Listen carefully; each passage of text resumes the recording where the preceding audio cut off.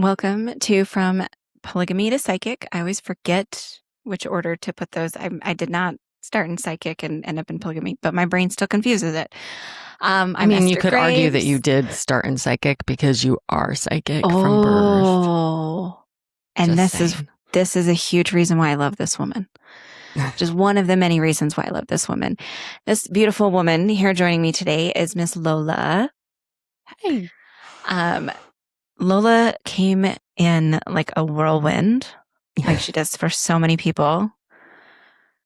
But instead of creating chaos and throwing things into disarray, you throw things exactly, you put us in a whirlwind, you spin us around so that we can actually see things a little bit more clearly. Like it's you remove the dust from our vision. Anyway,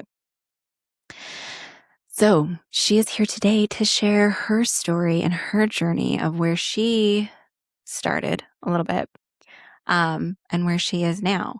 And where she is now is not my favorite place because it's not in Utah anymore. But I will forgive her because life takes us on turns. Thank you. And it just means that I get an opportunity to travel. So Lola, introduce yourself. Hi, I'm Lola Elaine. It's great to be here. Thank you, Esther, for inviting me to share this. I'm really passionate about your podcast and what you're doing. Thank you. I think that it's important for people to speak up. It's one of the main ways that abuse and cults perpetrate is silence. And so shining a light and having a voice is a big deal. So yay that you're doing this. And I'm thanks excited for inviting me. I'm excited to have people from different avenues coming on. Like I was just at an event where a lot of my favorite people were all in the same room and I was just sitting imagining them on the show and like the differences in their stories that have all led to these people being in the same space, but from coming from completely different directions. So yeah, every single story is important. And that's what I want to do here is share those stories. I love it. I love that purpose. I think it's a beautiful one. So, one of the things as I've been getting ready to come on here, lots of thoughts have come through, but I think so I grew up Mormon. Let's start there. And one of the catalysts to my leaving was one question. And I'd heard it my whole life. Like, I graduated from high school in Ohio. I grew up in a tiny, tiny little town called Snowflake, Arizona. Yes, it does snow there. It's in the mountains, but it's named Snowflake because the snows and the flakes settled it. Everyone asks that. Literally every person I've ever met. Wait, you're from Snowflake, Arizona? Yes. So side note, sorry. Anyway, I ended up graduating from high school in Ohio. And in Ohio, I would be asked, where are your horns? Like a crazy ass shit because you're Mormon and Mormons are devils. Yes. I'm like, your horns. I forgot. And I would just say, oh, they don't come in until you're 21. I would just fuck with people. My brother, because that's who I am. My brother moved from Utah. He met a gal online and moved to Ohio. And they asked, what is it about Ohio wanting to know about our horns? I think it's part of the mythology of Mormon. Maybe. It for sure is. And anyway, so that was interesting to go from a very Mormon, like probably 90% Mormon when I was growing up there, tiny town, less than 10,000 people, to Ohio, where Mormon, like there was 2 Mormons in my high school, me and one other person. So, but maybe, 2, I think, maybe 3. I can't remember. I'm like, was he in our high school? Was it a different one? Anyway, very small numbers, thousands of students, 2 of us, right? And I was all in because when you're born into something, you don't know, like you hear children of abuse or children of poverty. They don't know they're poor. They don't know they're being abused because that's normal till they get outside of their family and have a comparative perspective. So with Mormonism, the one of the key thoughts was I'd heard this forever, that it was a cult. And I'd also heard the Mormon response that it was not a cult. We're not a cult. You can leave anytime. We're not a cult, blah, blah, blah. Whatever their excuse was, we're not a cult. And one day I was like, wait, what is a cult? What's the definition of a cult? And I finally looked it up. And I was like, oh God, it's a cult. What? I'm in a cult. And in preparation for this, I was like, got to refresh. What are the signs of a cult? So I Googled. Oh, hey, I did an episode about that. Yes. So yes, you did. But being me, I'm like, do I remember all of those? No. I am big I picture. Had to have my I'm not notes on detail. another Exactly. I don't even remember them all. Exactly. So I'm like, what is a cult again? Refresh. And I looked it up last night and I had a fight with AI about whether Mormonists are a cult or not. And academically, the academics of the world and the theologians of the world say, like the sociologists and theologians say, technically not a cult because there's millions of members. And I'm like, well, are there? They count you as a member. They intentionally mislead and manipulate their numbers. It's not fudging. It's an intentional manipulation. And that shows intent. They know what they're doing. And so things like that. So I started pointing out these flaws. And in the end, AI said, well, I mean, these personal experiences are weighted heavy, but we have to go with what our guardrails are that are ruling what I'm allowed to report. And I'm like, but what about this? And there's thousands of members who have left saying these things. And the aggregate data is more and bigger than the sample size of theologians or sociologists. And why is it not weighted equally in your response? If I didn't know to ask this, if I didn't know to push this, you would never have said, well, technically, yes, they are manipulating through tithing and telling people to pay tithing over buying food for your family ensures the survival of the corporation over the survival of the individual. AI's words, not mine. Yep. So if you go research and look and say, am I in a cult? Just start there.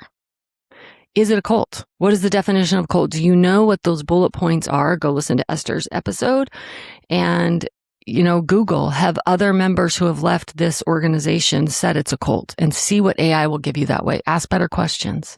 I think the best way,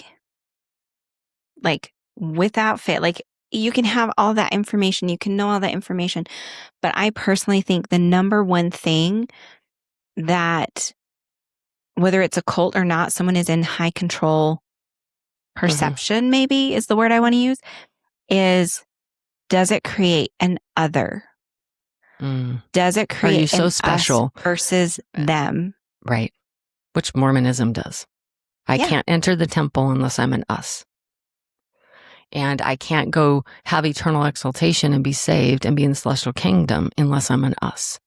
So not only does it create an us and them here and now, it creates an us and them forever, which is a very heavy consequence if you believe what you've been brainwashed to believe since birth. And everyone is brainwashed. I'm not saying Mormons do this. All children are brainwashed to the parents' belief system, whether we want to be or not, and whether the parents are trying to or not. It just is. Yeah. What's the goal? Yes, right. And conscious parenting is hard.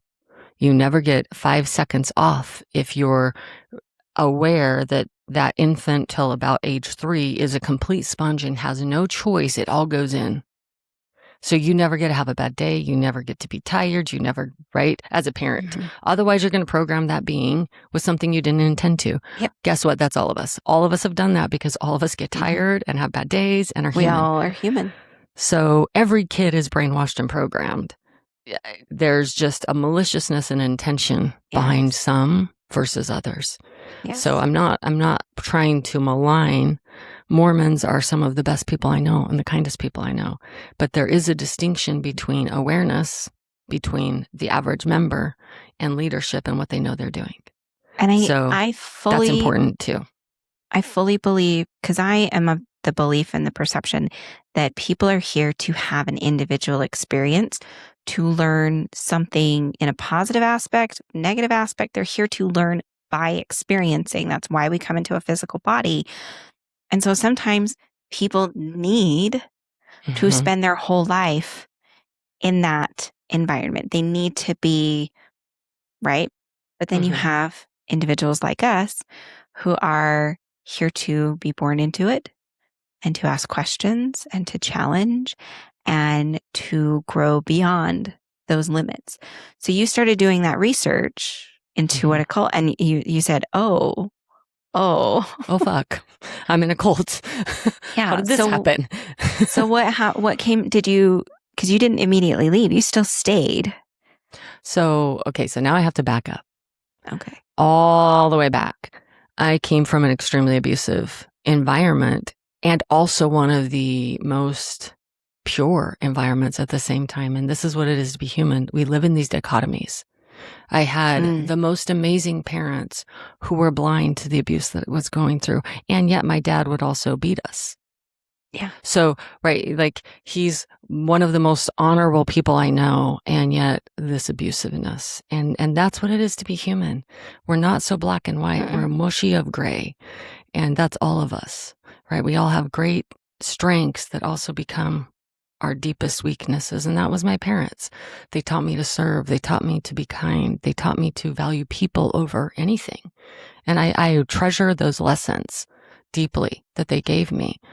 But they had a horrible impact on my psyche. So let's talk about Christianity and specifically the non-Christian view of Mormonism that is so harmful, that caused all of this. That Christ is suffering in real time for every sin. Well, I am this being that's surrounded by suffering, intense suffering, horrific suffering, and I feel it in my body because I'm psychic. I feel the pain of my siblings when my dad hits them. I will volunteer, I'm doing air quotes for you, those of you that are listening, to be raped so that someone else won't be. Because I would rather endure that than watch that suffering. So how am I going to knowingly hand over suffering to someone who's innocent? That is what Christ is. I'm supposed to say, hey, here you go, take my pain, even though you did nothing wrong, even though you don't deserve this. I'm so selfish that I would rather you suffer than me. That's so gross to my very core being that I had severe trauma about being baptized. I had severe trauma about Christianity in general. So it didn't start when I Googled cult. It started almost in infancy, because the second I could form conscious thought, I started having problems with this theology. And my parents were very deep thinkers. My dad was a member of Mensa. They're very intelligent people. They were highly educated, and they used all of that wisdom and knowledge in service of others. They lived a very humble life. And like, we had a dirt floor for years in my house, very humble life, because service was their main identity, at least my mom's. So that's what I came from. That was the programming that I came from. So by 19, when I'm getting married and I've met Scott, I have major problems with how they treat women. Massive problems. That because I don't have a penis, I can be nothing. I should just vanish. A sidecar. Yeah. I married a Scott. Lola married a Scott. Yes. It gets very not confusing. The same Scott. So we usually try to say my Scott or her Scott. Like, so just in case. She's not talking about my Scott. Her own adorable polygamy to psychic. Different Scotts. I mean, just for clarity. Not my sister wife. Although we would make good sister wives. I think we would. Because I think we respect each other's. Just don't touch my husband. Like, exactly. That's why I can totally live with you as a sister. The wife part, not my cup of tea. No. So, no. Okay. Anyway. Agreed. So, yes, met my Scott. And we're getting married. And I start asking him, do you believe? At 19, I'm like, finally, someone I can trust that I can ask this impossible question to. Because that's a lack of faith, right? I don't know. Because Scott doesn't want to hurt me. Scott thinks I believe. So these two 19-year-olds programmed with all this garbage believe they're going to hurt the other person if they leave. Was he also having doubts? Scott never believed ever. Oh. Even way less than my questions were nothing compared to his. So. Okay. Finally, I Google that. Meanwhile, because of this is what I want to make clear. There's a lot of members who I don't know that they can leave. Like you said, maybe they're here to experience that. Like, one version of reality is that every expression possible must be expressed in every time. Yep. So someone must be Mormon, maybe, right? That's one theory. But for me, looking at it psychologically, astrologically, is the notion that possibly they can't leave because the programs would cause them to fracture so completely psychologically. My parents gave me a couple of get out of jail free cards that they didn't know they were giving me. One, both of them said over and over and over, so deeply implanted, I'm just seeking the truth. And if this wasn't true, I would leave. Thank God they gave me that. Because it gave me permission to leave. I wasn't, we have such a deep need as humans to have our parents' approval. My mom was dead, so I couldn't ask. So I could have her approval without betraying her as long as it wasn't true. That's a big deal psychologically. It left room that I could ask questions that a lot of other people don't have. They don't have that psychological space within them to defeat those programs. So for you, mom was never a good mom. She was never your caretaker, and you lost your only mom. She was a great teacher. Yes. Right. Again, in a teaching capacity, that's where she's shown. Yes.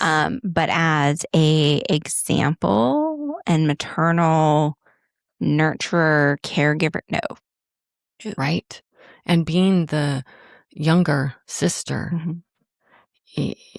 and a embodying psychic and earth-centered being that you are, you absorbed all of your actual parents, which were your sisters, doubts and questions. And teenagers have a lot of those. Yes, ma'am. One thing that we forgot to share in the beginning that I want people to know because it's helpful for those in that world. So when I am sharing somewhat inaccurate astrology information, and I'm like, no, you've been accurate. Let me know later if I got that right or wrong. This is who I'm talking about. She is so brilliant and so genius and so knowledgeable about all of the astrology things. And so please share with the people your big three. Okay. So I'm Aquarius sun, and then I'm Aries moon and Aries rising, both. Yes. And then for human design people, she is a manifesting generator. She has sacral authority and 5-1 profile numbers. Which just like all of that makes so much sense to know you. So back to your story. You've met your Scott, you've questioned with him. Both of you have decided to people please. Sounds like. You then start having children. Immediately. Yeah, because that's what a good Mormon does. Well, I was pregnant when we got married. Let's start there. So I wasn't a good Mormon. I mean, it worked out in the end.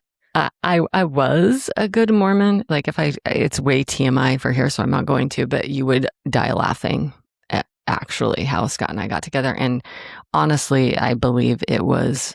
Didn't you guys meet outside a club? We did. And in my podcast with Jennifer Martin, I do share a little bit of that story. So you can listen to Modern Mystics. It's amazing. It's so helpful. Especially like I've loved all of your guys' episodes, but especially the last 4 that you guys have put out, maybe because it's one of my hyperfixations that I'm like, oh my God.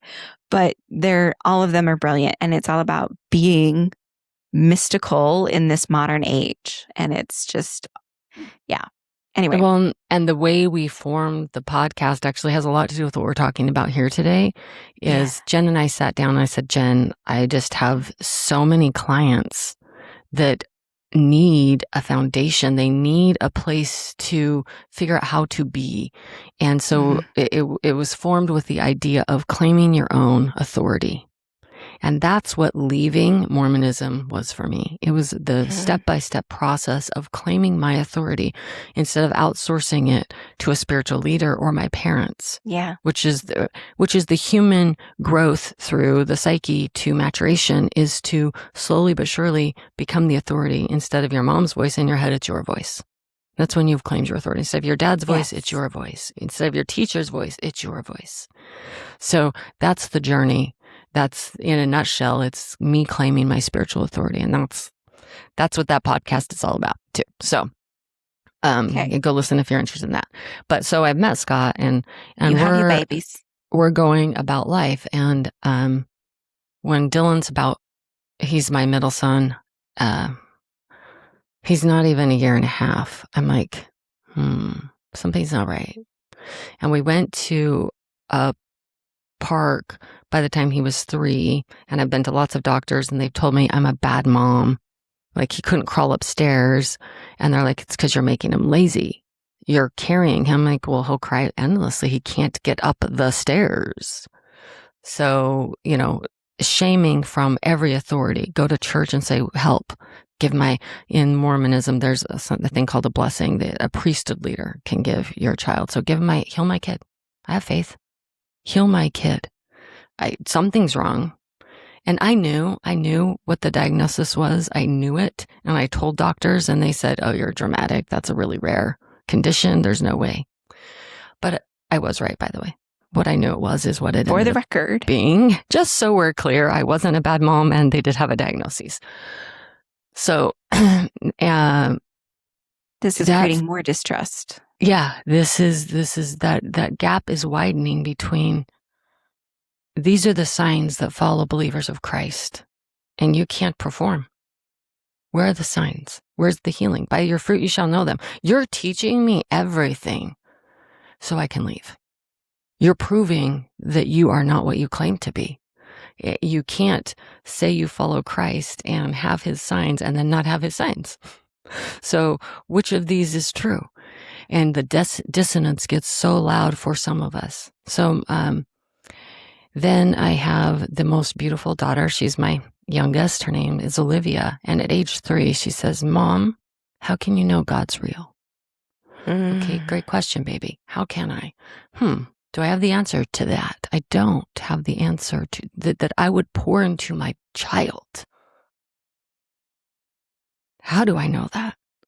So I had to, she grew me, right? She made me grow to be big enough to just answer her questions. And at 5, why do we read the scriptures? And I'm like, well, they have answers to life problems. What's a problem you want an answer to?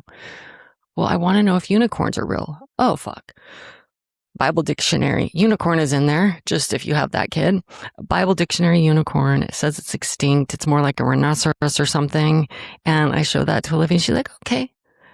It was like this weird juxtaposition between Mormonism is a cult, and yet spirit is very real and present in my life. So much grace, so many, to me, miracles. When I was, I can't remember, between 8 and 10, I was having seizures constantly and unstopping, and it was killing me. And they were going to perform the surgery where they cut your brain in half to stop, cut the hemispheres from touching to see if that would stop the seizures. And they did some scans, and they see something on the scans, and they're going for surgery the next morning. And we're overnight in the hospital with my mom, and she makes a deal with God. She's clinically depressed, severely depressed, in bed 24/7, reading romance novels. And she's like, I won't read another novel for 10 years if you will let her live. The next morning, there's nothing, and I never have another seizure again. It disappeared overnight. So I am surrounded by miracles of faith my entire life, and I'm attributing those to Mormonism. So I'm torn between, this is not right. How they treat women is not right. The shaming and the harm they cause to abuse victims is not right. I know these things are wrong, yet I have all these miracles over here in this hand that I have attributed to Mormon faith.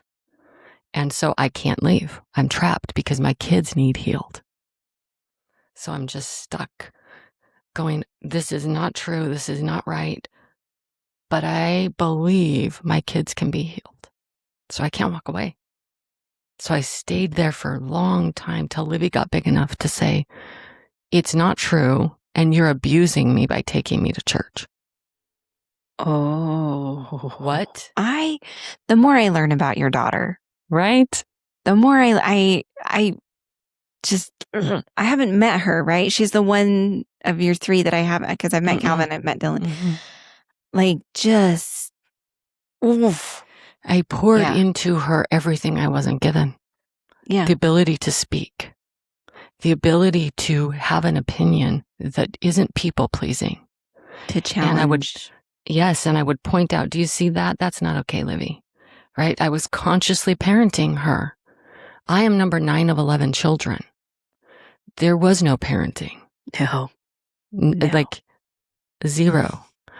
My mom, to get out of that clinical depression, got busy. She was an English professor, and she devoted herself to ESL classes and helping immigrants. And then she created a symphony and a parks program and on and on and on. Well, that meant not home, which is how I became so abused. There was no parental figures in the home. Literally, they were not there. So that left a vacuum for abuse. Right? So the last few years, I've started like slowly sharing the shenanigans that I got up to when I was younger. And my sisters and my mom has even been like, how were you able to get away with that? Like, where were we? And we're like, yeah, where were you? Gone. That's the key. Where were you? Where were you? Yeah. It's a great question, Mom. I would love an answer to that. And that is one thing I am profoundly grateful for. And why I stopped at 1 is because I knew I could be an amazing parent to 1, an all right parent to 2. After that, no. And even, but Shelby has a parental figure around her almost constantly. She either has me, she has her dad, she has her paternal grandma in the basement. She has like amazing aunts that are always available. Yes. She's amazing very, teachers. very lucky. Yes. She's, and I'm so profoundly grateful. And I can't help but see a lot of commonalities between your story and my sister Beth's story. Because she was also looking at that. Like there was one moment that you were talking like, how can this be true and this be true? But this also not be true. And like how she put it of God was the salesman and she just took it, like he was the middleman. She just took him out and boom, there were those answers. There was that connection still. So I was listening to you, but also hearing that in the back of my mind at the same time. And I'm like, because it's not just the both of you. It is so many people who are waking up to, oh, I need to take out the middleman. Which is also why I will call it source. Because we're going to the source. We're going to the, right? The place where it comes from. Yeah. Anyway, so Livy says, this is Livy abuse. says I ain't that to going. me. I'm not doing this. Yeah, one of the cultural things of Mormonism that I think is very harmful is, and I am calling it Mormonism because they're trying to rebrand, and I'm having none of it. I'm having none of it. They rebrand periodically on purpose because it adds confusion and it's an intentional manipulation. It's and the so Mandela I'm having effect. none of it. Exactly. It's the Mandela effect. It's the whole Fruit of the Loom cornucopia. Yes, that used to be that, but now it's not. And we're not and that. They're like, oh, we never had a cornucopia. Yes, you did. We never said you would get your husband would get his own planet and you would have to have all the babies girlfriend. To populate it. Yes, you did. And I have the books. I've kept the books to say, where did this come from? You little motherfucking liar. So yes, you did. Do not gaslight my trauma that you caused. That is a cult. About the dogs barking if anybody hears that. Jim is that is very a cult. upset. That is a cult. That is a cult. When you gaslight the harm you caused, systemically, on purpose, institutionally, that is a cult. So just so we're clear, when I first left, okay, so Livy says this to me, and part of the Mormon culture is they're not very nice to single women. They're just not. You go into a sacrament meeting, that's the church meeting where you partake of the sacrament, the emblem of Christ's body and blood, sacrifice. Death, yes, and partake of bread and water because Mormons are not allowed to drink alcohol. Nope. And so they bless it and you partake of it, and then random people from the audience generally speak, and it's Very interesting. And that's part of Mormon culture. Yeah. Sometimes it's real fascinating what comes out of people's mouths. But you see that one lady sit as a family and you're going, really? For real. For real. Again? The travel log, the health log, yes. The I'm more spiritual than you log. Seriously, it's a thing. So the emotional breakdowns. Yes. Yeah. And crying is a sign of faith. Yeah. Right. So there's very unique cultural things that are embedded within all of these rituals, because sacrament meeting is a ritual. The speaking is a ritual. You would term, like, as a outward academic studying what's going on a Sunday, those are all rituals. And they're performative rituals. There is a psychological payoff for those rituals. We'll get into that too if we have time. So I'm going to church alone. Scott hasn't believed in a long time, and Scott is very angry at, quote, God. Very angry. We have 3 kids, and 3 for 3, they have severe physical things that are genetic caused. And why are they genetically caused? Because Mormons interbreed. You can only marry the other special. So Scott, that's why all Utahns have a look. Yes. That is why I can tell when someone's a transplant. Not from Utah, because they don't look like they're from Utah. They're not interbred. So Scott and I are cousins, like 4th or 5th cousins. We didn't know that till we were married. No. 4th or 5th cousins. Yeah. So you shrink that gene pool and you end up with genetic disorders. Turns out, wow, that's so surprising. We haven't known that for like ever. Right? Yeah. Oh my God. So another layer of harm being done to active Mormons. Your dating pool is this big. And the conversion rate within the United States is down to a trickle. So if you are a person in the United States that's Mormon, the chances of it being a relative go up. Now, if I'm in another part of the world, maybe not so much. Yeah. But here in the United States, that's a significant issue among the LDS population, because I might live in Alaska or Oklahoma, but my family is all from Utah at the end of the day, because everyone had to migrate to Utah. Another sign of a cult, by the way, is they force you to move. So that is part of the problem that I'm facing. Is Scott does not believe at all. We've got these kids with massive health issues and no support. My mom has died. My dad remarried, and he's her family now. So I have no parents. I was the abuse victim, and I won't shut up about it, and I won't pretend it didn't happen. So I'm ostracized from most of my siblings.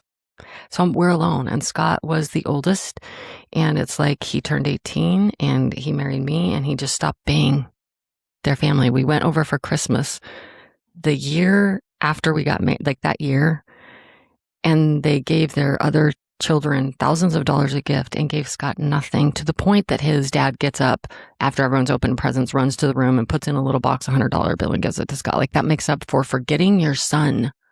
It's not about the things.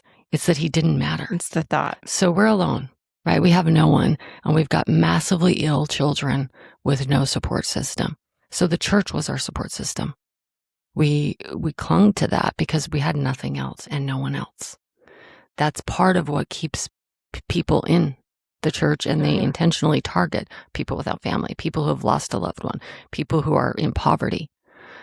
It's malicious intention to target them.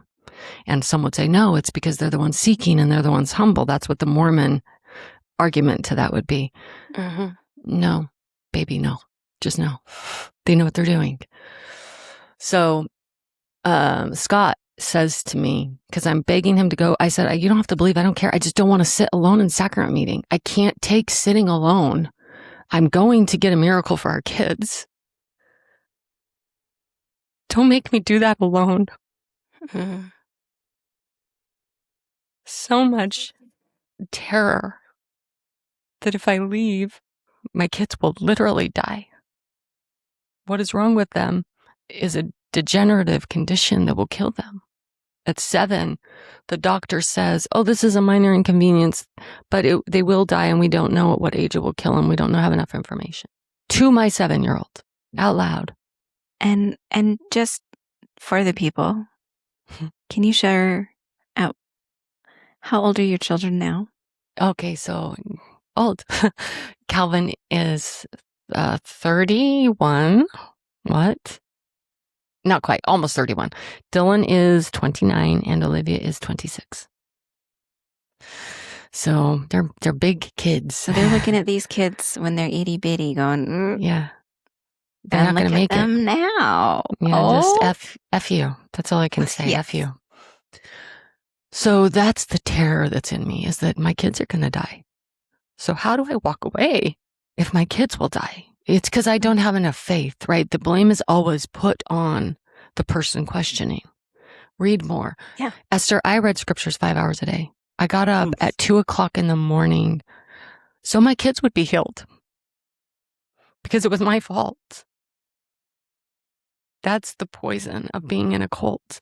When they can't perform, when they can't show up, they blame you. And if you're a person who's truly seeking, you take it on because you're humble and you're willing to learn and you're willing to grow. You're the perfect target for a cult because you will accept their blame, right? Again, why we're targeting people impoverished, people without family support, people in need of help. That's why they're targeting them. They are prime targets for a cult. Okay, so Scott says to me, you can't ask me to do something I'm morally opposed to doing. The same week, Livy tells me I'm abusing her by taking her to church.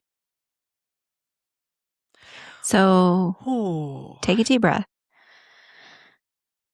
So when we were chatting about, what are we going to talk about today, you threw out 3 things, 3 topics. And I feel like one of them just kind of fits perfectly. And I took from your text message, because as a manifesting generator, you have a defined throat. You have a lot to say. And I'm not saying that's a bad thing about you. That is just a fact about you. You have a lot to say always. You most recently, Jen told me we're supposed to write an outline and wrote a whole motherfucking book. That's what those last 4 episodes were. My outline. Yeah. Anyway, but the last one, and I wrote it. I wrote, question what you know. And I put know, capital letters, underline, exclamation point. So at this point, are we ready to question what we know is truth, quote unquote, what we know? So that's where... Was that the moment? That was the rip where my psyche... So I had one rule when I became a mom that is my golden rule. My abuse will not impact my kids. What happened to me will not bleed through to this generation. I refuse. I will do whatever. I will pay any price to not have it happen again. Anything. That was my rule.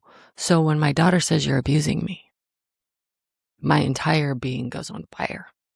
Yeah. That's my one rule. I have one rule.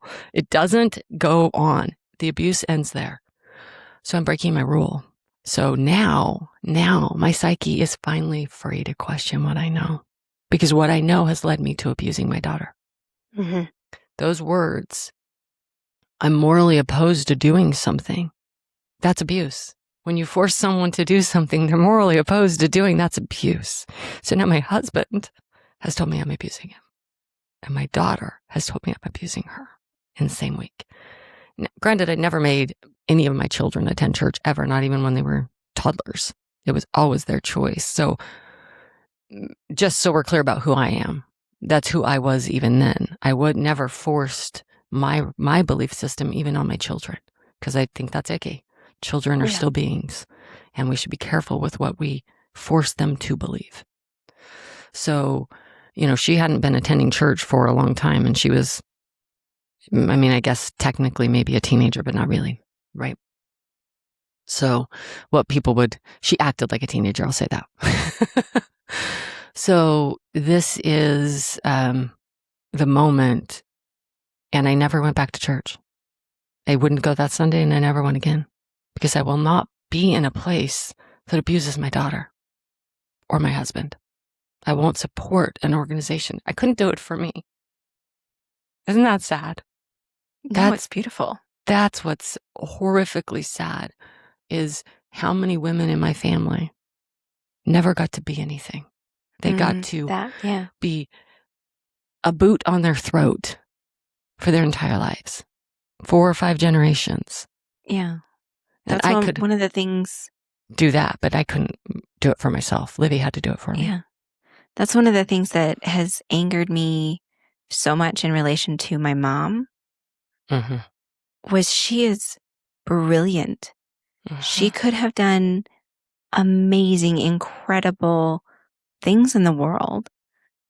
And because she experienced loss, got sucked into this world, and it does what it does, and robbed her of potential. Took her potential. And the world, not just her.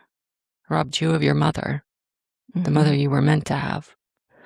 Yeah. And the world of the work she would have done. I don't know if would she have had you? She hadn't been, I don't know that she would have had as many children. Like if she had been born, like if she was born in this day and age, one, I do think there's a good chance she would at least be bisexual. Minimum.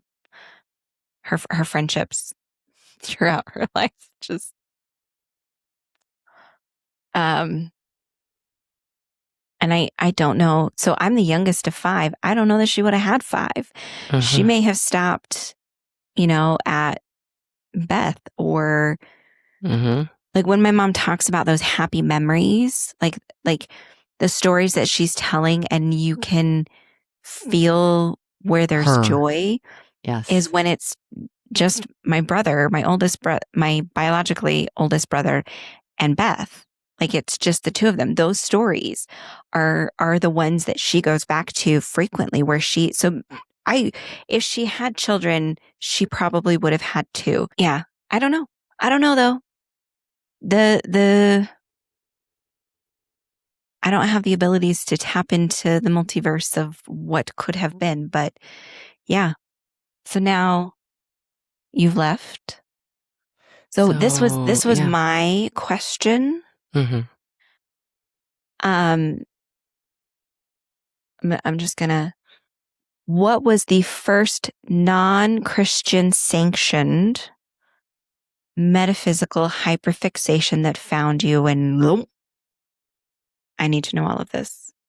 Astrology, and I was 5. Okay.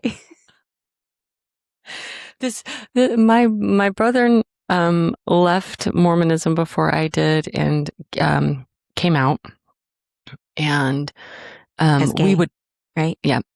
Okay. We would talk. Yeah, I'm not sure how. Yeah, I don't know. I'm not going to share anything of theirs. So, just because I don't have permission to do that, I didn't ask before I came here. But we would talk a lot while he was going through that process, and he'd be like, "You're not really Mormon." I'd be like, "Oh, I'm for real Mormon. Every week to the temple Mormon. I'm Mormon, Nate. Like definitely Mormon." Yeah. He's like, "Are you?" And I couldn't see it at the time, but I always was on the fringes of Mormonism. Always. Like I'm from a town of less than 10,000 people. Everyone, and I mean 90, probably actually 95 or more, are Mormon. My friends, none of them are Mormon, because they're the people nobody would befriend. Those were all my friends. I've always been on that outside. I never was first one at the Service Project, that's me. First one at all of those really Mormon things, I did all of it. But I was always there to gather the people that nobody cared about. The people that the system was hurting. Those were my people. And so at age 5, I was given a birthday gift, and it was like a little desk. I'm obsessed with pens and writing. I wrote my first book when I was 5. This is just my mom was an English professor. We had that in common, right? So English teachers, and this little desk set had a cup for pens, had a cute little pencil, and it was like hearts because it's Valentine's Day, February birthday, right? And there was this tiny little, and I mean, it was this big, like so 3 inches by 2 inches, sun sign astrology book. I had dyslexia. I just struggled and I was invisible to such an extreme degree. I cannot, in Mormon media, there's a thing, I think it's called The Cipher in the Snow or something. It's about a little boy who nobody loves. And he's in this abusive home, and there's lots of physical abuse being shown, like beating. It's implied in the video. And he goes to school and he's bullied and alone. And he gets off the bus one day and steps off the bus and drops dead in the snow. And I resonated and related to that child so deeply. The lack of care shown to me was so profound that as a small child, I was like, that's me. I'm going to drop dead because no one loves me. I knew it. I knew that I had to love me or I would die. Like, it was that deep of aloneness, even then. So I read and reread Aquarius Sun, because that's all I knew, because it told you the birth date. Yeah. And everything got mixed around, so I would have to reread it. That was a lifeline. I mean, I would go home from school every day and read that. I'd get ready for bed and read that. It was my first hyperfixation. I didn't understand or know anything about it, but I thought, that's me. Someone knows who I am. I don't, but this book does. So, and that's astrology. And I don't know anybody who doesn't, anyone who has not actually gone in and looked at their astrology and looked at the breakdown of how it works, that hasn't seen,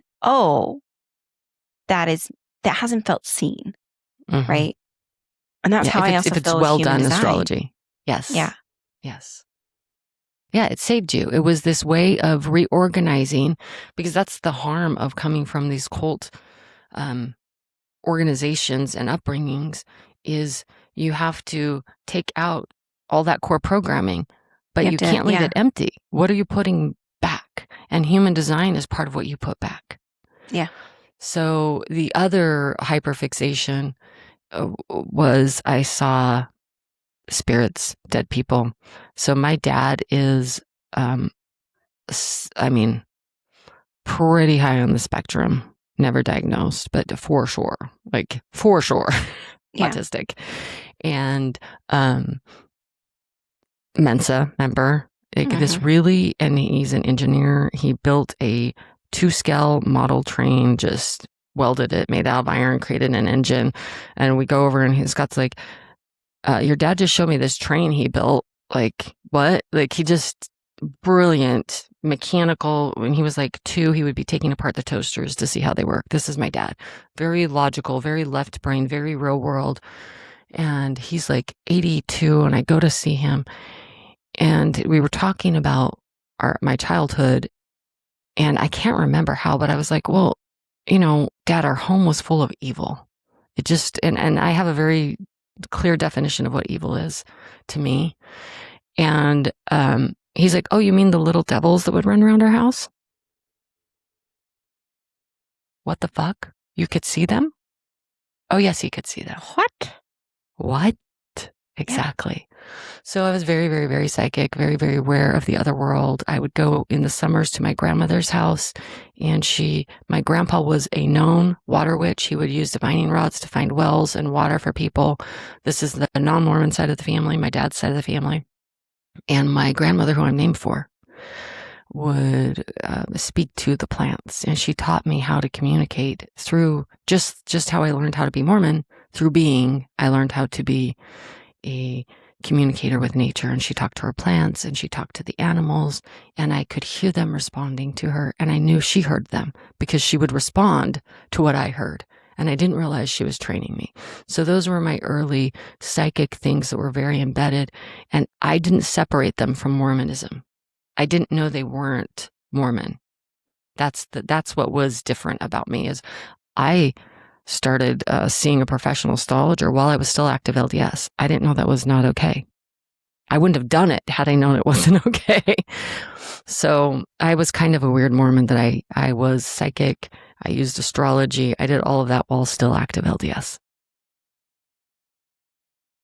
Wow. So more specifically, though, now after you're out of it,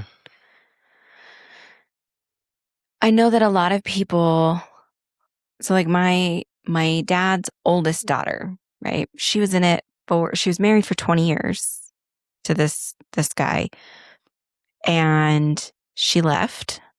She was living in southern Utah. She moved up here to the Salt Lake Valley and then up to the Davis County. And she went a little nuts. Drinking. I don't remember.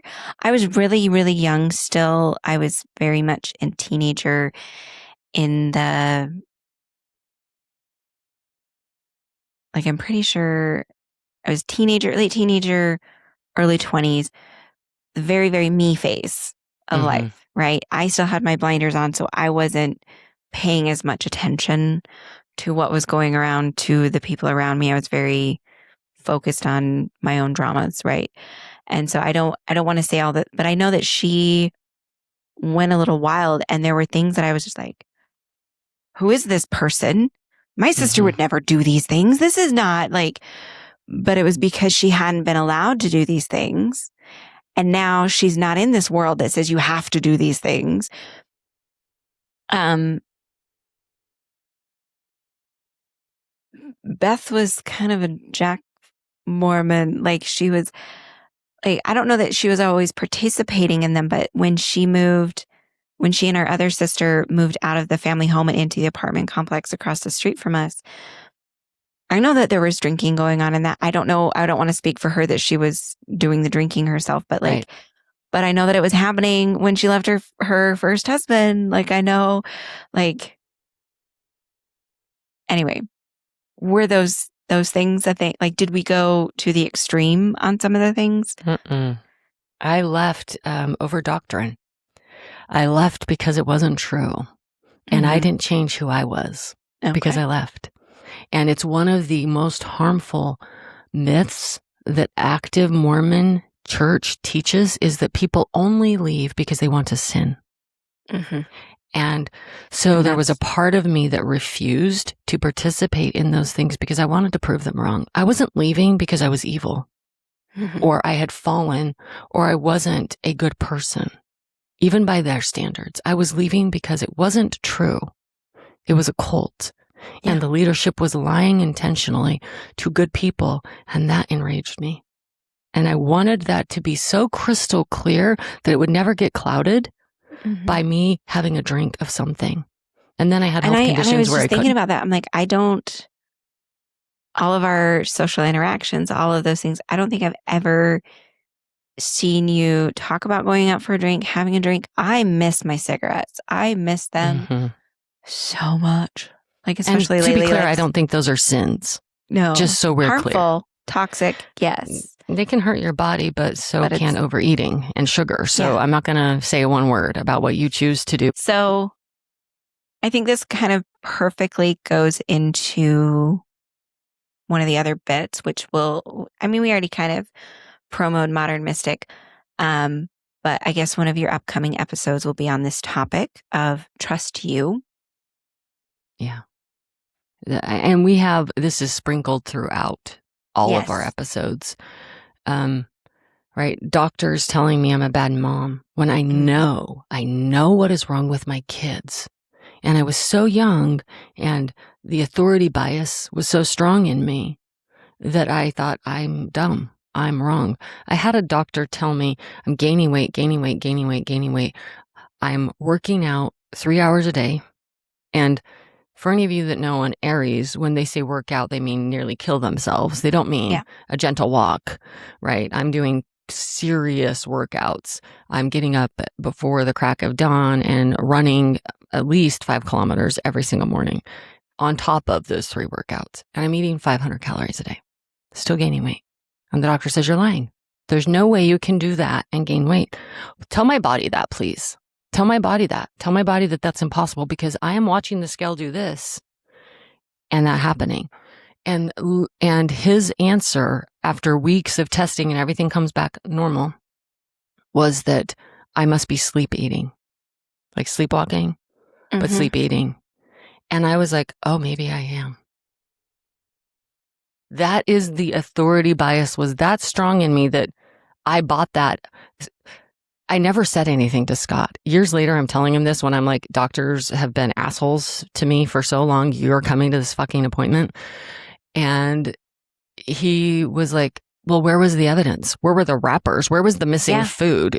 Did you drive to the store while you were asleep and replace all the food and we didn't notice the extra money from the bank account going when we were dirt poor? I'm sorry, you were not sleep eating. And I was like, oh, where was that logic then? Scott, bless you. This is why we need our Scotts. Yes. They see through the BS, right? Yes. That I happily take upon myself from all of that shame and guilt and women are nothing. The bias of authority was so harmful that it conditioned me to never trust myself. When I think, ooh, that person's not great. And then I immediately overwrite that knowingness that that person is not for me with, oh, I should be kind and forgiving and nice to them. And then I invite abuse, right? So trusting you, trusting that you make good decisions, trusting that you know what is right for you and when it's right for you. And if you have betrayed yourself, guilty, it might take a little bit of a while for you to trust you. The parts of you that you betrayed may say, oh, fuck no, I'm not trusting you. I know who you are. You are not trustworthy. And so you might have to argue with yourself and say, I'm different now. You can trust me now because I'm worth trusting now. And that takes time, like any relationship, to build up that trust. So that is what I went through after leaving, is learning how to work with all those parts of me that have been betrayed by me. Not intentionally, not questioning knowingly. what you knew. Yes. Learning to trust you. So that I could walk away and actually be, right? I started doing remote healing and all of this stuff while I'm active Mormon. I've been doing this for decades. I was active Mormon and psychic, astrology. I'm just doing it all. I didn't know. It's just happening. Like, that's why my brother's like, you're not really Mormon. Full Mormon. Sure I am. Yeah. The blinders that we put on to live in the dissonance. All of this was so real. And I'd had so many miraculous experiences and encounters with the beyond, with the everything is what I call it. Source, God, whatever term works for your soul, call it that, works for me. That I couldn't discount it. I'd seen too many spirits, too many dead people showed up yapping at me that no, there's ghosts. Sorry that you don't believe that, but the one standing next to you has something to say about that belief, right? So yeah, it was always present and I didn't really not do it while Mormon and I wasn't hiding it. But because I could wrap it, I'm Aquarius brain, I could put it in the packaging of Mormonism that no one ever was like, oh, you're sinning. Oh, you can't go to the temple. It was, well, this is my spiritual gift. But were you sharing these things with your bishop? For sure. Anyone who asked. I worked with my bishop's wife to do energy healings on people. Okay. Not a priest of blessing. We're just praying over here. Yeah. See, it's all about the terminology. And that training gave me the ability to switch the language so you could hear what I'm saying because the words don't matter. It's what you heard. And so I could speak Mormon psychic and not get in trouble. Yeah. Well, and there's what you intend to say and how someone hears you. And sometimes they're completely different things. Very. So I'm the weird one that kind of left while there, but didn't know I'd left. Yeah. I don't know that I was ever in. I'm probably more like Scott, where for Scott, the moment his line in the sand was how they treated the LGBTQIA plus community. He could not sit with that. And that was it. He just, nope. Prop 8 in California was his hard line in the sand. F this. You don't get to treat people like this. Systemically, as an organization. The more I learn about this man, the more I just like, he's a good guy. He's a good dude. If he had just said something. Yeah. But that's what the vault is for.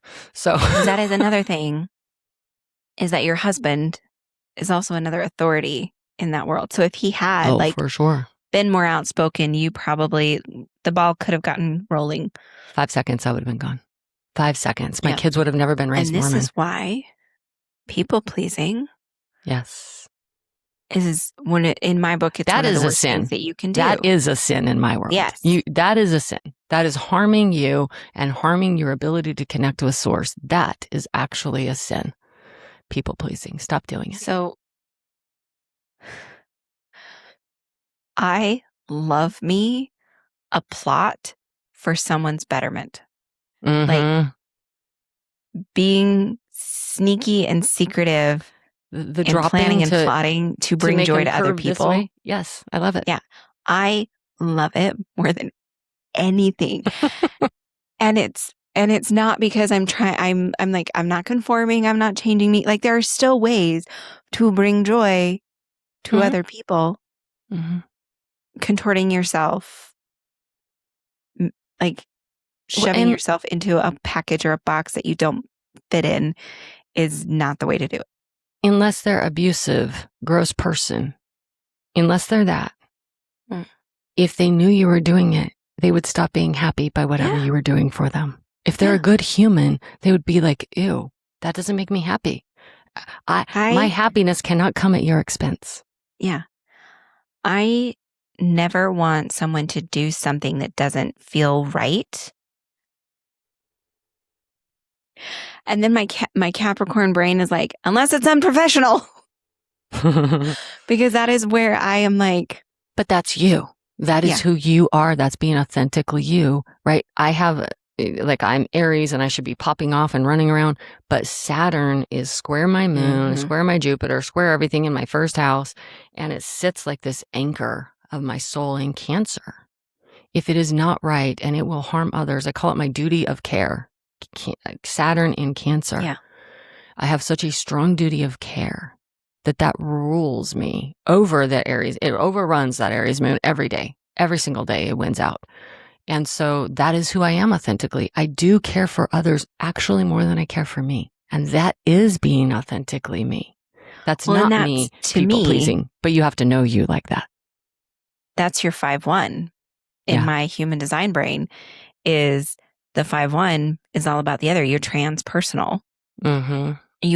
Everything goes to the other first, right? Like I gave birth to a 5-1. You guys are Bell because you're insanely curious about people, about life, about all that you want to learn. You want to absorb knowledge and information and have an understanding, but you also want to help. You want to save. You want to fix. You want to, right? I call you guys meddlers for a reason, and it's usually with good intent and good intentions. But yeah. And if you grow and mature, 5-1, which for clarity, I know nothing about human design. Like everything I know about human design, she taught me a bit. Like you understand what I mean when I say manifesting generator, just the way I understand when you say, I really, and like when I looked at the chart when we were talking about Uranus ascendant, like I know what those words mean. My brain just needed the visual to be like, oh, that's what my brain needed. And maybe that's why I've been able to absorb human design, is because there's a chart. There's always been a chart in front of me as I'm learning. It's been my chart. It's been someone else's chart, celebrities' charts, right? No, you've done well. So the 5, again, for you and for those who don't know, the profile numbers is how you learn and how you get shit done. And the 1 in the position that it's in for you and for me, when it's the second number in the duo, because I'm a 4-1, we are self-teachers. We prefer to teach ourselves all of the things. Will we find an outside authority outside of ourselves to help us while we're building a foundation of information? Yes.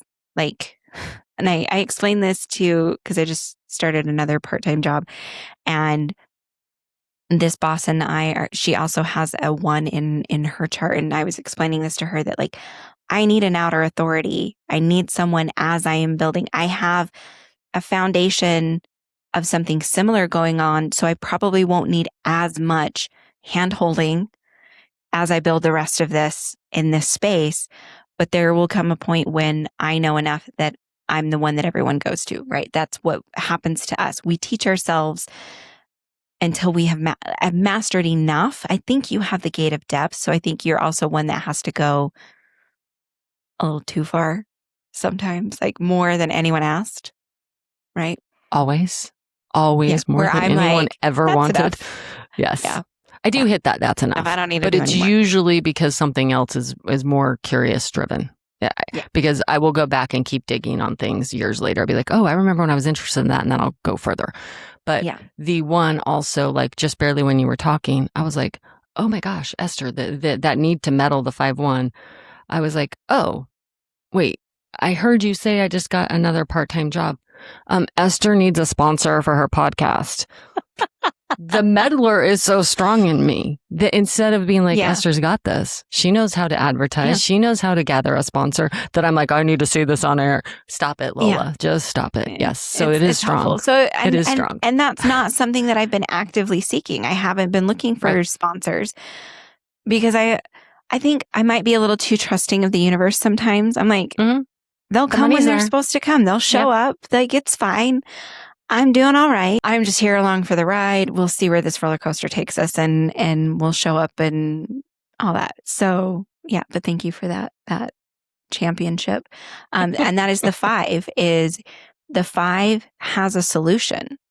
You know what is most likely going to work out in someone's favor if they do this thing. You have a solution, usually to other people's problems. I think problem solver is another word that people will call the 5. And people do feel this pull from your energy that you are someone that has that solution. The downside of the 5, I think, is it's balanced out by you living in a projection field where people will put expectations or assumptions on who you are, what your motives are, what your capabilities are, all of that. They will throw this expectation onto you. And if you don't meet that expectation, if you fall above it or below it, and the situation goes south, you end up being the bad guy. Right? And so Ra states in his book that the 5-1 relies on the connections with the 6-2 because the 6-2 is the champion to save your reputation. And so I don't know that, I don't know that you have a 6-2. I don't know. I'm thinking about your children's charts, and I don't think any of them are 6-2s. Could be a sibling. And my reputation has never been saved. I'm always the monster. Oh, yeah. That eventually I became the monster. And that's what I was going to say with the 5-1 is if you mature and grow, you learn how to shut it. You don't announce to the world, hey, give Esther a sponsor. You don't do that. And I don't do that anymore. I really don't. With you, that was like half joke, right? And it was to display what a 5-1 is, this need to meddle that arises almost uncontrollably in you.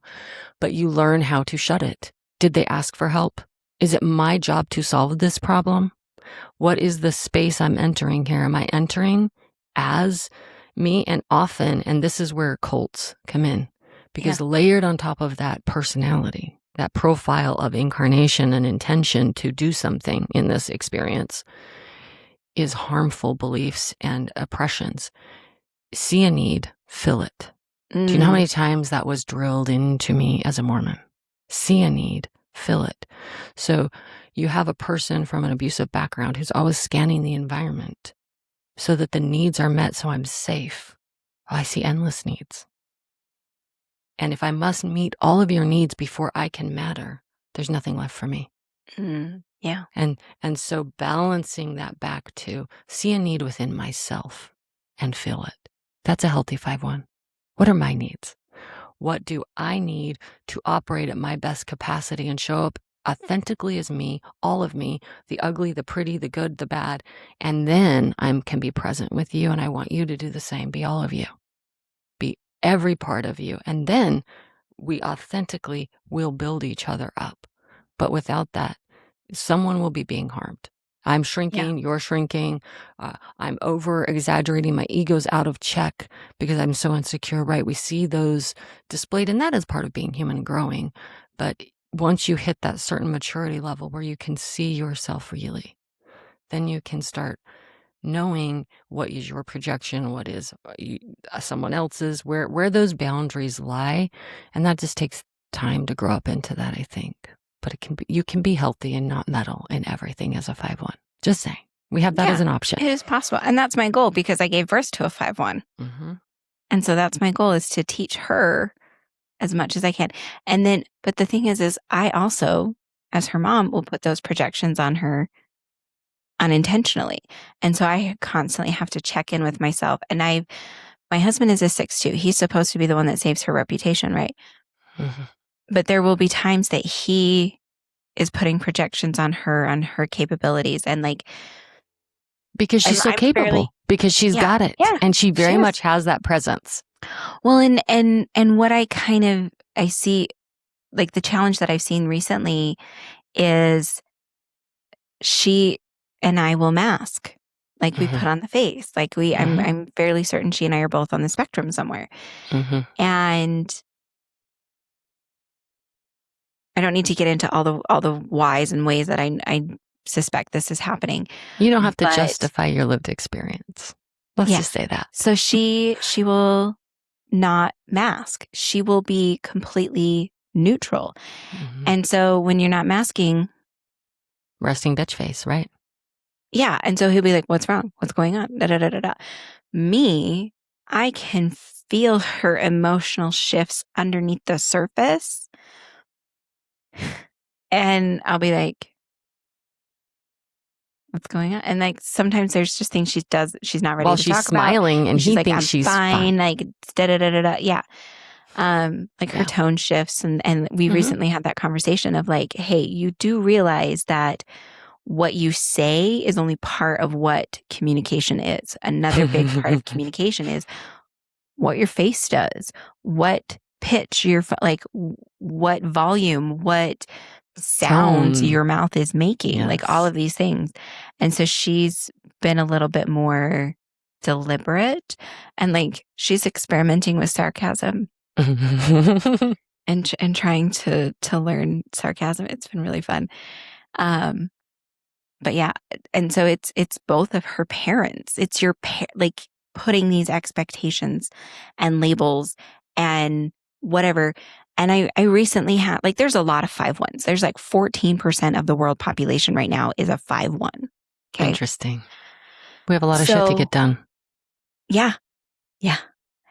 So I had one 5'1 that I know that was feeling and experiencing something intuitively in regards to another 5'1. And they came to me and they're like, this person is not what are you clearly seeing them? Are you, I think, mirror for a moment. Yeah. I'm like, you are making this about another person. I need you to look at yourself. I need you to come internally and look at these things. And so we had that first conversation, and we have another conversation in between. And then we just had another conversation where I was like, did you know this about yourself? Did you know that you also share this with this individual? And they're like, oh no. And so I explained the whole 5'1 dynamic. And so I haven't had another chat with them since then, but it's hopefully an opportunity for more self-awareness. 'Cause that's what I think. Anyway, did you see the movie Robots? I know that this is completely left turn, sidecar, right turn. So the movie Robots is adorable. It's Robin Williams, one of his last maybe I did see this. It's old. Okay. It's older. 2005. Okay. So it's not old. Don't make it old. It's older. It's only 21 years old. That's old in film. It's allowed to drink. World. That's old. Yeah, it's a grown up. So, okay. I may have seen that, but go ahead. Anyway, but you were saying the quote, see a need, fill a need. And I'm like, I know that. I know that quote. I know, what is that from? And like, I could hear it as a cartoon. I knew that it was coming from an animated voice, like all of that. And it's Mel Brooks, his character. Oh my gosh. Big Weld. Big Weld is his name. And he is an inventor. And so he invents things because he sees a need and he is there to fill a need. I think, so I've been trying to come up with alternate descriptions because of, like, Bell explains some people, but it doesn't explain all the people. And I don't resonate with Bell as an archetype at all. Like it But doesn't maybe a ever big hit. world inventor of like, you see a need, I'm going to go and invent something and create something. I am going to learn knowledge and acquire knowledge to create something to help someone in this situation. And custom fit their exact need. Yeah, that resonates. Yeah, Bell's and the too fact that you self-centered. gravitated towards that quote specifically, like, and you didn't even remember the movie. I've never even that came from the pulpit Mormonism, literally. Oh, okay. See a need, fill maybe. it. I don't know. So well, but, now you can replace it. Thank you. With Big Weld from Robots. Highly recommend. That movie has some of the best one-liners and quotes and just moments. It's Robin Williams. Yeah, I love Robin. The odds that I didn't see it are pretty low because it's Robin Williams. So I probably have seen it. Just Robin Williams plays Fender. Love him. It's just it's such a good movie. And that's how my sisters and I relate to the whole world. It's in movies. Like everything comes back to a movie. Well, they're the modern archetypes. You understand that, baby, right? Yeah. Our media is the modern archetypes. Oh, yeah. Like ancient Greece, we had the gods, and our gods today are media. And we shifted. Joseph Campbell said, because we went to the moon, we have to create new archetypes because we've never had humans in space. And so our archetypes must shift. And so our movies are the archetypes of today. So no wonder you're looking to the media for these models, because that's where they come from today. So it's brilliant. You are brilliant. You're doing it exactly right. Well done. Thank you. Well done, sissies. I'm doing my best these days that when someone pays me a compliment, I am not doing that. Oh, no, like I'm not downplaying it. I'm saying, thank you. Yes, I know. And then believe it. Yes. I am, because these are things that I tell other people to do all the time. And I'm doing my best to practice what I preach on things. When we were talking about the see a need, fill a need quote, the quote for our family that started with Scott comes from Storks, which is another movie that I'm going to need you to watch. Okay. Because it is also hysterical. I will send you a list. Okay, I was like, I will remember one movie. Now we're past brain capacity. Now I need pens. Okay, more than one. So Storks is about, so the old trope that babies were brought to families by a stork, right? And so in this alternate world, a mom and a dad, or a mom and a mom, or a dad and a dad, or whatever. If you wanted a baby, you would write a letter to the storks. The storks would then put it in this magical machine that would then, through this magical process, make that exact baby and send you a baby via stork. So a baby is unable to be delivered because its beacon is destroyed. Oh no. It's homing beacon. It doesn't know where the parents are. Okay. They can't find the parents. So instead of continuing to deliver babies, this one stork redesigns everything, like revamps the whole system. And instead, they start delivering packages for cornerstore.com, which is like their Amazon. And it's, anyway. So you have the main stork of the story, who he just delivered his 1 millionth package. And his motto is, make a plan, stick to the plan, always deliver. I can see your That's Scott. been our family's. I can see that motto originating with your Scott saying, yes, this is right. That's anyway. Stick to the plan, Esther. Stop having sidecars, Esther. I love this so much. We don't need to go on this. Yeah. And this is also 90% of our conversations, how they go. We start talking about these profound life experiences and stories and our own da-da-da-da-da. And we end up. And then Esther Olaf's, and I'm like, hallelujah, let's go. Let's go sledding down the mountain. I'm with you, girl. And as Big Weld, you're just like, all right, let's go. Let's do this. It's the little things that bring me joy. Okay. So the last thing that, because you brought Okay. those 3 points and we didn't talk Mhm. about them. I don't know if we want to talk about the third one was growth. And then I wrote down edge of comfort. Yeah. And that's Share. it. If you want to really grow spiritually, you have to step into the unknown. I think if you want to grow, period. Yes, but this Spiritually, is a spiritual, specifically for this podcast. Yes, exactly. In general. Mm-hmm. And so I attended a training forever, and I really liked forever ago the way they described growth and as a Venn diagram. Your skill set, your comfort zone, and growth has to push you out here. If you're outside of your skill set, you're asking for failure. If you're in your comfort zone, you'll never grow. It has to be outside of both of those areas for you to be successful. If I want to become a medical doctor, that's outside of my skill set. If I don't change my skill set, I will fail. So if you want to progress your psychic gifts or your spiritual practice, and it's outside of your skill set, what do you need to do to shift your skill set? And it might be uncomfortable for you. For me, it was letting go this thing that gave my family miracles. That was outside of my comfort zone massively. I had the skill set. I'd been using the skill set the whole time. Yeah. It wasn't the skill set. It was the comfort zone. But it might be reversed for you. It might be the skill set. Maybe you're lacking. Do you know what psychic gifts are? What's your definition of psychic gifts? Do you call them, if you're Christian or another religious framework, do you call them spiritual gifts? Same thing, baby. Different language. Yeah. So, that's the recipe for advancing your spiritual practice or your psychic abilities is to step outside of your comfort zone and advance your skill set simultaneously, and you'll grow exponentially at the rate that you can grow those two things. Either one of them will stop the growth. And I think it's a really easy model for brains to follow.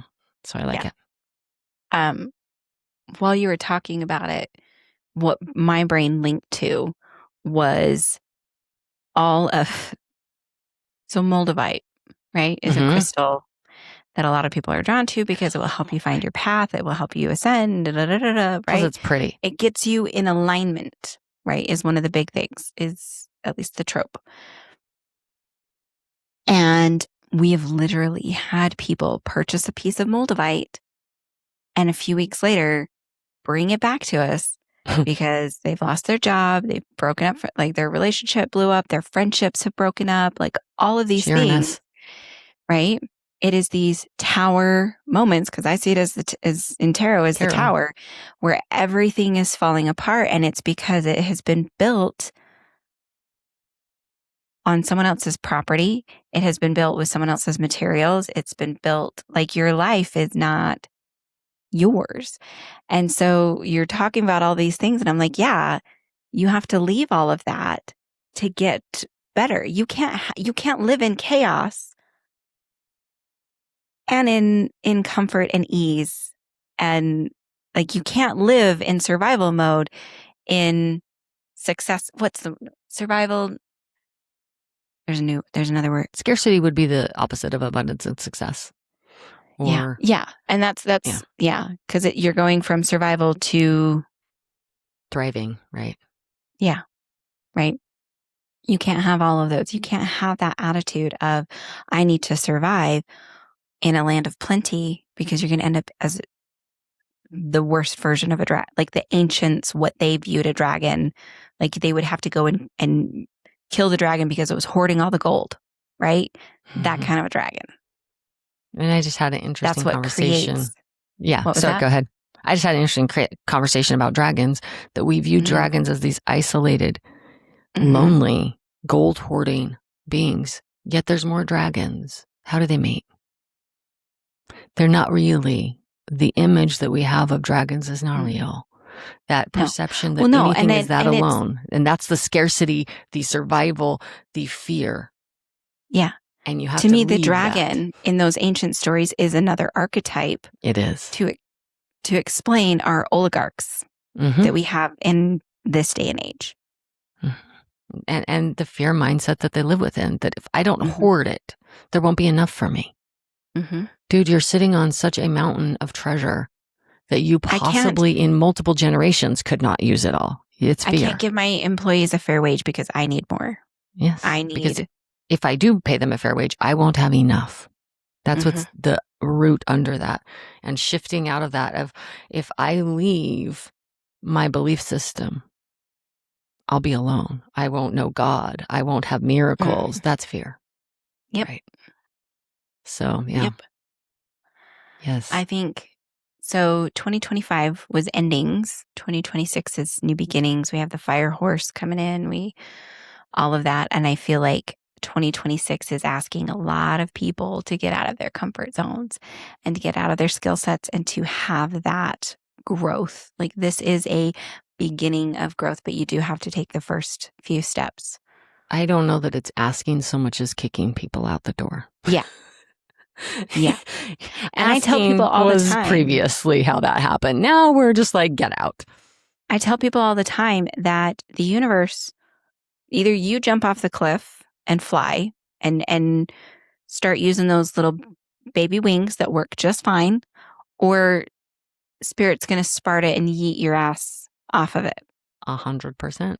And by the way, before everything got to the point of saying, bye, baby bird, it gave you every opportunity to choose to fly. And your soul demanded that someone kick you out of the nest because you were never going to do it. And you're here to do it. You're here to be what you want to become. So you've designed that. That's nobody doing anything to you but you, just so we're clear. But this year, instead of endings and new, I think we're endings 2025. Thresholding is 2026. We're in between what's next. And that's why there's so much fear. They can't see what's next. The in-between is one of the most uncomfortable places for me to be. And I just had a conversation with someone yesterday about that exact thing of like, I'm not where I was. I'm not where I'm going. I don't even know that I can clearly see where I'm going. And so, but I just know that I'm leaving what was. It's the everything is forcing us to step into a place of trust and alignment with self so that we're all aligned for what's next. And until all of us step into that threshold and hold that door fucking open, we're not letting it shut. We're not letting the oligarch's fear slam it shut. We're holding that space so that's what next can flow through. And that's what 2026 is. There's enough energy, enough fed up, enough anger, enough rage in the collective that we can finally hold the fucking door open for what's next. Yeah. And that's now. We're in the, and think about your daughter, right? You're saying that sarcasm you're trying out, that little facial, that little, all of that. Do you think mama doesn't feel that? Oh, I feel it, baby. I feel you. When rage and anger and resentment is flowing past you in that open door, it feels really uncomfortable. And for those of you that are aware and sensitive, it's rushing past you and you feel it and you want to slam the door shut. Please don't. Please leave this door wide open so we can get to what's next. Yeah. Because the universe will then not have to kick us out of the nest and we get to land much more gently. Yes. So I invite you to choose to hold the door open while in the middle of those fear storms so you can grow. Yep. I love you so much. I love you. This is way too long. Caught I know 90% of what I said, and that will be just and that's right. how it's supposed to be. Correct. I need an editor there's always. A few things that happen that need to be edited out that will for sure condense. But yeah, I think this is a good spot to end. Go listen to Modern Mystics. Where else can they find you, or if they want to book a session with you? Because you don't just do astrology, you do and mediumship. You do a lot of different things. You are a true manifesting generator in a Jill of all trades. You know a little bit about a lot of things, and it's more like a lot about a lot of things. So where can they find you? Astrologyphoenix.com is my website, or modernmystics.com. Both of those are my website. And I will link things. You are going to be my first guest where I get to learn how to link things in show notes and such. Call me and I'll tell you how to do that. I'm pretty sure I know how to do it. It's super easy. It's so easy. But it will be tomorrow's thing. I now need to go nag my child to get into the shower because we have a finite amount of time before I have to go do one of my other jobs. So it was so great to see your face. Thank you Me so too. much for Thank coming you. on and sharing your story and sharing your wisdom and your insight. I am so appreciative of it. Yeah, and I know that a lot of other people will benefit from hearing what you said today, hearing what you have to say on Modern Mystic, all of that. Well, Yeah. I think what you're doing here is really amazing, holding space so the silence can be broken. Yes. Esther, it's Yeah. a profound thing you're doing, so thank you. You're welcome. If you guys have questions for Miss Lola, she has been an active participant already on the YouTube comments, Spotify comments, all of the things. So go ask your questions that you might have directly to her if you want the collective to also see them. But if you want to book a session with her, go to Modern Mystics. It's a Modern Mystics podcast. Modern Mystics Pod. See, I don't even know my website. Astrologyphoenix.com we'll is get my it website. all in there. And then Yeah. you guys will be able to do that. And so I will see you guys next week with another guest. Do I have that guest planned? No. The universe is in charge. She's that's flowing. what I do. What was that? The universe is in charge and you're flowing. Source has got you. You're good. I pull it together at the last minute and it comes together just True beautifully. ADHD goddess right there. Yes. I love you. Alrighty. Have a great one, guys. We'll see you next week. Bye. Bye.